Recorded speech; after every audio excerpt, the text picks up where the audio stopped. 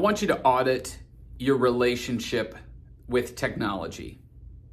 That's right. I want you to audit it. So that means think critically for a minute about whether you think your screens, your technology is helping you live out your purpose, or is it hindering you living out your purpose? Just think about it. What's the first answer that comes to mind? Is your technology helping you or hindering you?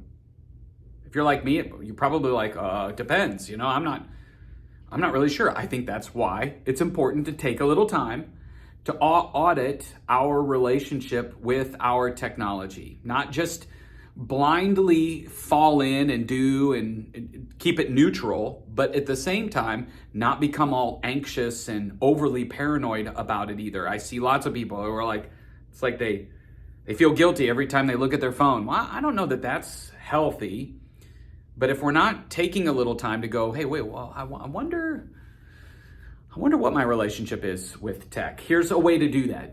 Take a glimpse at your screen time usage, which for most iPhone users, you can go into your settings and you can look at how you've spent in the different categories, the ways in which you've spent your time on your device. Go ahead, do that right now. Hit pause. This video will be here when you come back and go and look at it. Now that you're back, did anything surprise you? Or were you like, oh yeah, that's about right, I remember the first time I saw one of the categories, it was like, you spent 7 hours on your screen. And I'm like, no, I didn't. I had lots of meetings and conversations with people. And then I started paying attention to the number of times I was using my screen, looking at my screen, whatever. And some of it was Zoom meetings or song that was playing in the background and I didn't turn my screen off. It's like maybe that counts. But when you start looking at some of the categories, you're like, huh. And I just think it potentially leads to other questions in your life. This is a glimpse of what we're going to be talking about during Ready Player One. If you haven't read the book or watched the movie, Ready Player One is about a virtual world that exists to escape a very broken, you could call it a post-apocalyptic physical world. And so there is this metaverse, if you will, that people escape to while they live in poverty. The metaverse allows them to connect with infinite possibilities.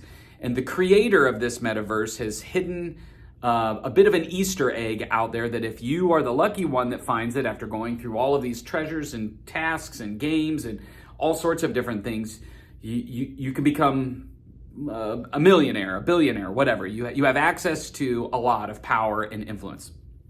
And so it's a complicated sci-fi story that has a lot of fun cultural references for anybody who played video games, especially back in the 90s and the 2000s. But we're not basing the series on the actual movie. We're just using that as a framework to go, how do we navigate our faith in a technologically complicated world?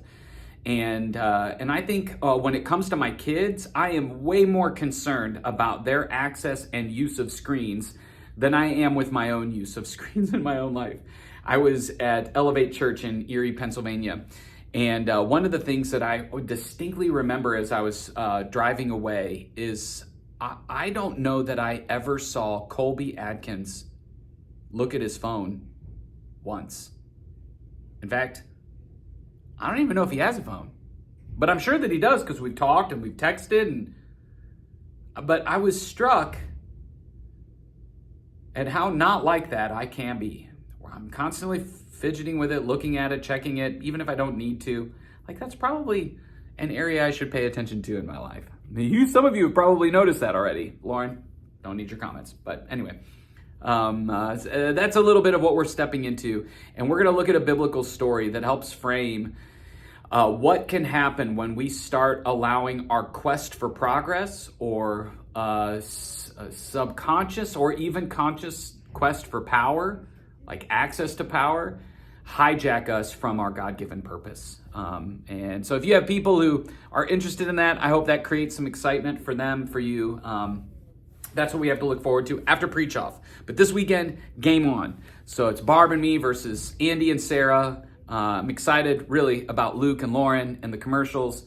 But this will be a big, exciting weekend. Last weekend, we had 43 baptisms. That's a lot of baptisms for the month of February. Excited about what God's doing here. Continuing to see growth through the power to change. So that series has brought some momentum to us in spite of the cold. And you all connecting with people is making a big difference. Let's keep that up in February into Easter. I know we had a huge Dream Team night last night. Over 400 people joined us for a Dream Team night across all of our campuses. It's fun to see our Dream Team lean in and engage, support each other, connect with each other. So keep that up. And then one thing to look forward to, one way to kind of celebrate all of the work and effort over the past couple of months is our staff Christmas party is at TolHouse on Tuesday. So from 4 to 6, no staff meeting that day. I look forward to hanging out with you there. All right. Love you guys. We'll see you this weekend. And may the best team win, which hopefully is me.